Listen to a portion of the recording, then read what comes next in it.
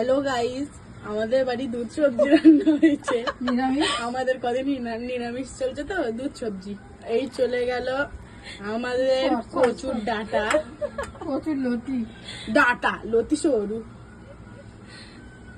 Guys দেখতে পাচ্ছ guys, সমুদ্রে ভাসমান নিরামিষ দেখ নিয়ে তোমরা এরকম করে খেতে পারো, অসুবিধা নেই। মাখনের জায়গায় যদি তোমার ময়দাটা দাও ভালো হবে। তোলো গাইস নিরামিষ। এই সব না